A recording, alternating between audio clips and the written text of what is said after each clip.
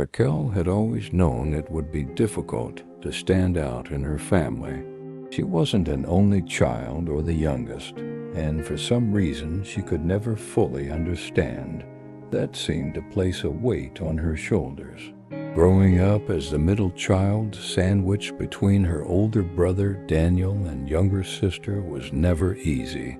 Her father, a taciturn man of few words, always showed a silent, proud affection for Daniel, while her mother, though more affectionate, also seemed to have eyes only for the oldest. Raquel knew what was happening. She felt it deep in her chest, but she couldn't fight against an invisible force that always seemed to keep her brother at the center of attention. Since childhood, Daniel had been the good student, the good son. When he took first place at school, it was a big deal, a real celebration.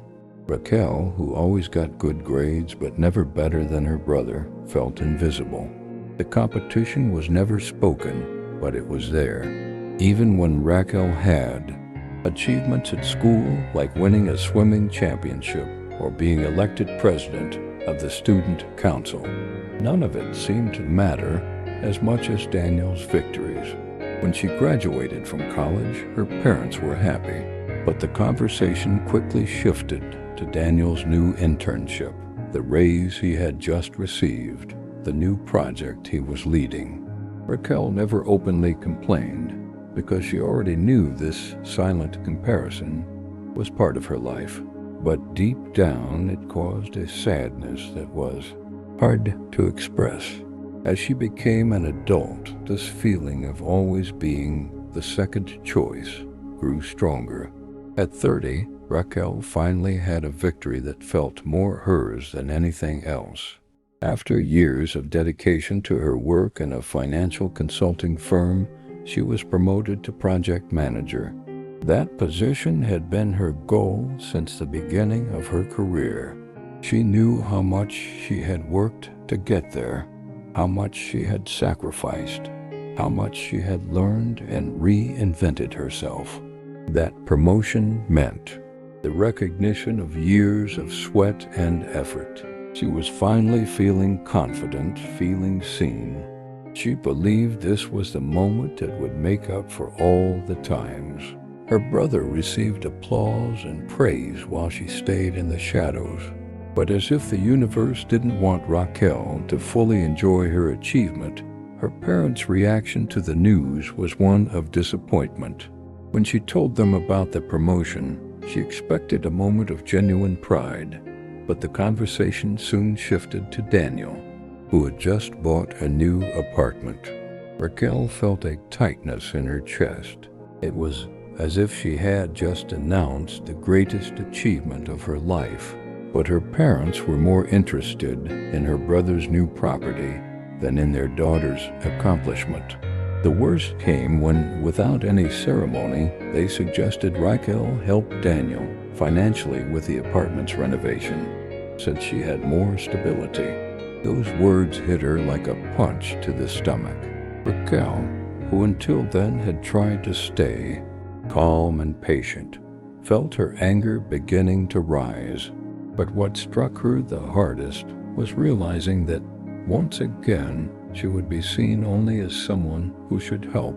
Her life wasn't important enough to be celebrated unless it had a mission attached to it. Every step she took toward her own independence seemed to erase her story under the shadow of Daniel. No matter what she did, he would always be the center of attention. The anger consumed her, but it also illuminated something she didn't expect. It was time to act, to do something just for herself. Raquel spent the following weeks planning something she never imagined she would have the courage to do. She would throw a party, but it wouldn't be just any party. It would be a party for her achievements, for her independence, for the moment she finally allowed herself to be the center of attention without any competition or comparison. She decided not to invite her parents. It wasn't revenge, but rather a way to assert, Her identity, something she had never done. It was a way to show to herself that she didn't need anyone's approval to be happy. She would invite only the friends who had been by her side over the years, those who saw her worth without needing to compare her to anyone. The idea of not having her parents there bothered her, but she knew it was a necessary step to free herself from that constant feeling of invisibility. When the day of the party came, Raquel was nervous, but a sense of relief hung in the air. She had spent so much time living for others, trying to please her parents, trying to get a little attention, that now the idea of living for herself felt strangely liberating. Her friends were excited, the house was full of laughter, and the night seemed promising. But the calm didn't last long. The tension she was trying to avoid erupted when, hearing her mother mention Daniel's new apartment, Raquel felt her anger rising again. As always, her brother was the center of attention. In the middle of the party, she couldn't hold back any longer. She started to speak, to express everything she had been feeling. She no longer wanted to be the middle child, the invisible daughter, the one who always put others' needs ahead of her own. For the first time, she allowed herself to express her frustration, her pain, and her anger. She told her parents how she had always felt like second best, how her achievements were never cause for celebration, while Daniel's always were. She spoke about how her self-esteem had been affected by years of silent comparisons. Her mother, with a confused and sad look, tried to minimize the situation, while her father, always so emotionally distant, seemed uncomfortable, unsure of how to act. But Daniel, always him, reacted as Raquel expected. He tried to position himself as the victim of the story, claiming she was being selfish, that the party was exaggerated, and that the situation had nothing to do with their family dynamics.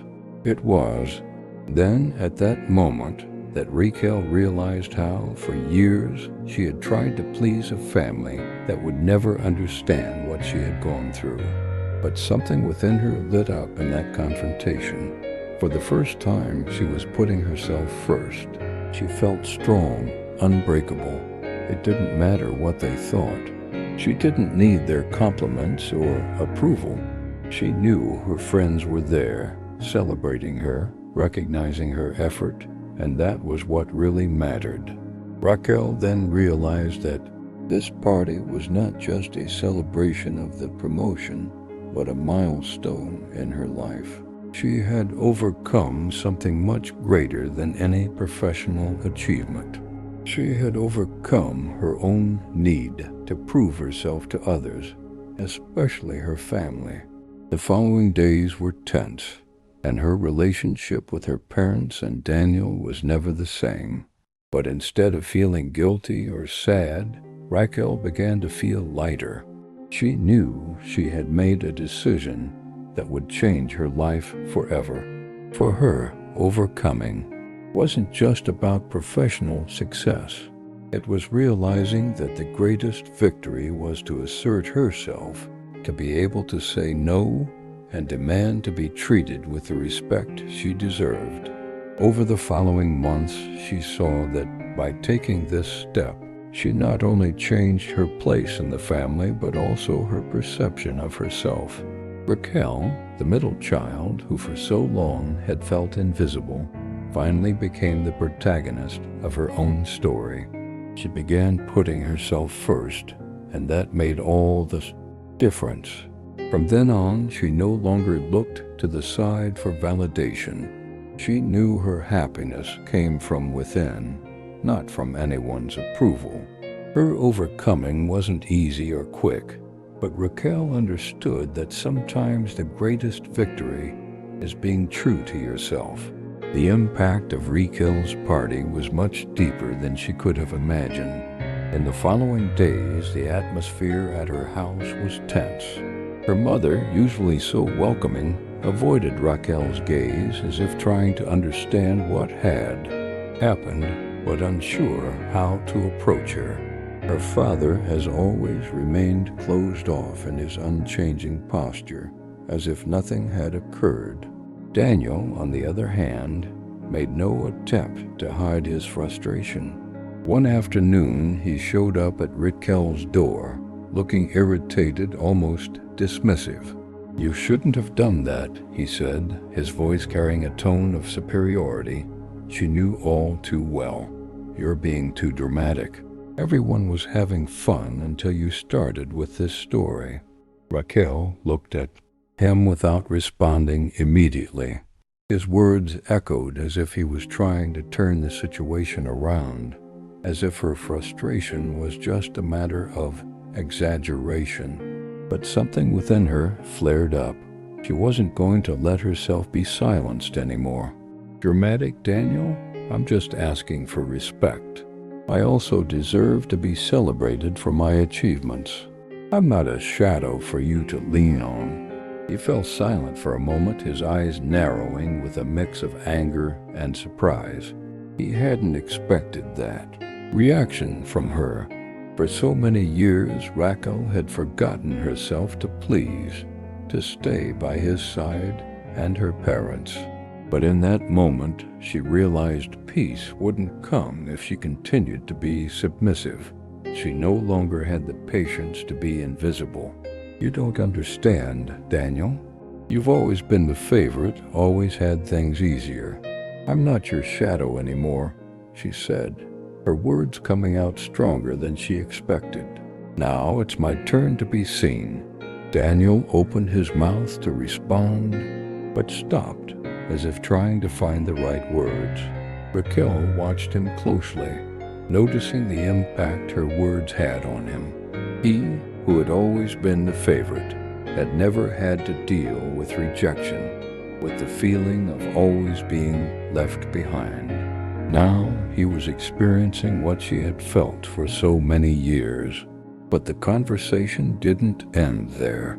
"And I don't need your approval," Raquel added firmly, locking eyes with him.